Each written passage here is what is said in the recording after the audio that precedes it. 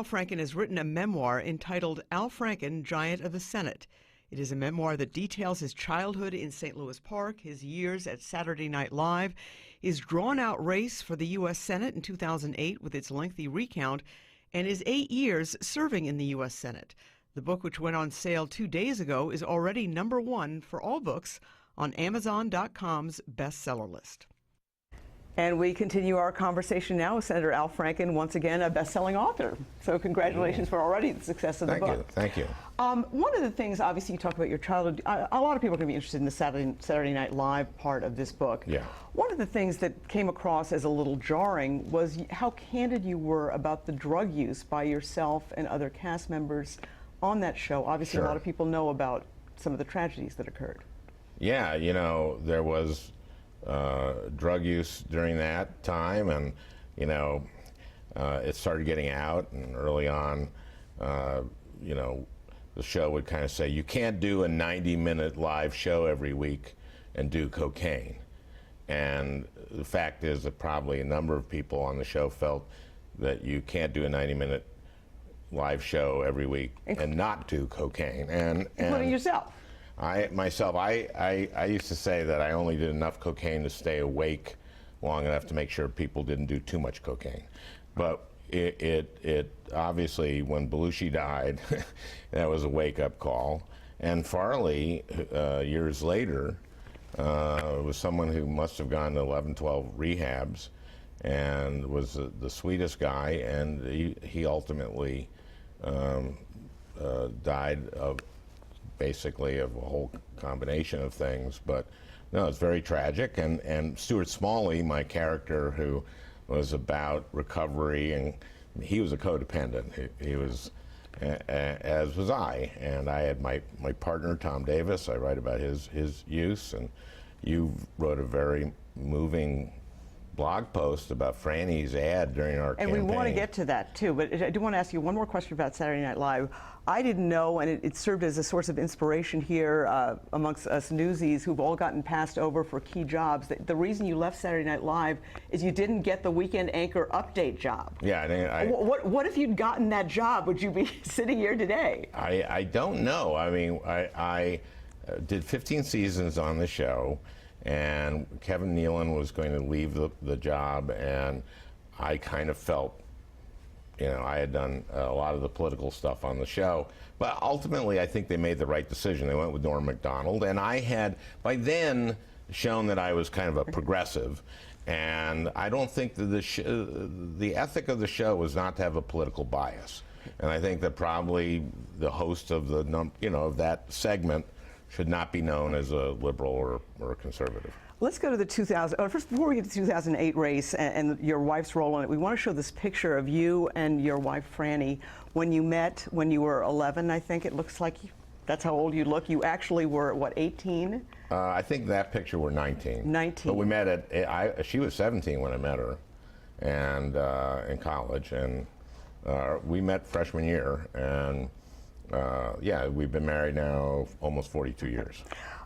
Many of them happy. Many of them happy. I had forgotten how brutal that 2008 race was, with all that went on. You have a chapter in the book saying Franny saves the campaign. Yeah. All right, tell us about that, and we have some video from that ad.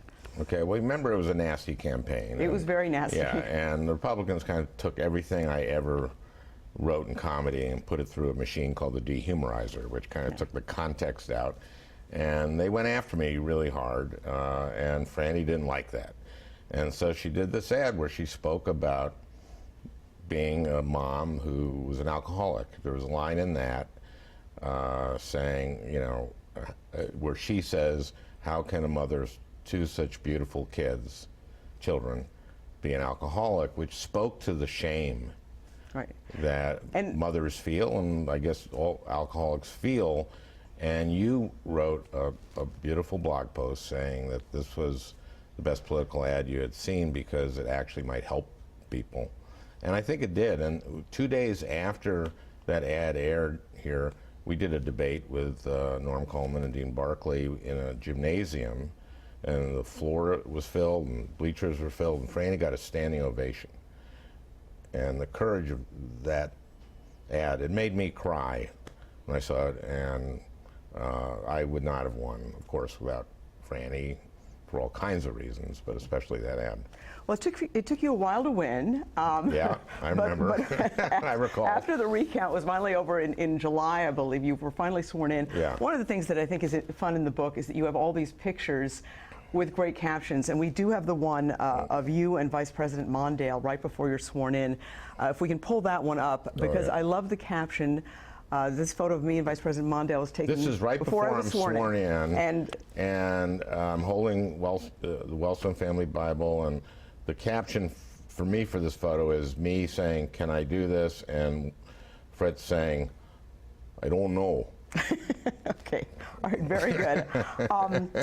There's so much in the book, really, in terms of your work in the Senate. I think you've gotten an awful lot of attention for your role in these hearings with Jeff Sessions, Betsy DeVos. One of the anecdotes I heard I wrote about in the book that I found so striking is that then Senator Sessions, when you had your first grandchild, his wife knitted you a baby blanket. Yes. Another grandchild comes along, will Attorney General Sessions' wife be knitting you a baby blanket? Probably not. Now, Jeff and I were very friendly. We were both on Judiciary Committee, but I told him before the hearings, I said, "Eat your Wheaties," and he knew what that meant. And I don't.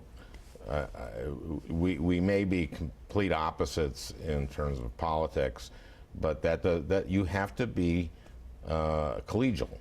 You have to be in order to get anything done. And very often I've done legislation with Republicans that on anything else I completely disagree with. But there's only 100 of you, and so it's like you're in a small town, and there's no percentage in alienating another member of the town. All right. Well, listen, Senator Franken, there's much more in the book. Obviously, it's already on the bestseller list. We do want to plug your book signing, 1 o'clock at the Common Good Books on Snelling Avenue in Fort Snell. Garrison Keillor's store. Thank you so much, Senator, and congratulations on the success of the book. Thank you, Esme. All right.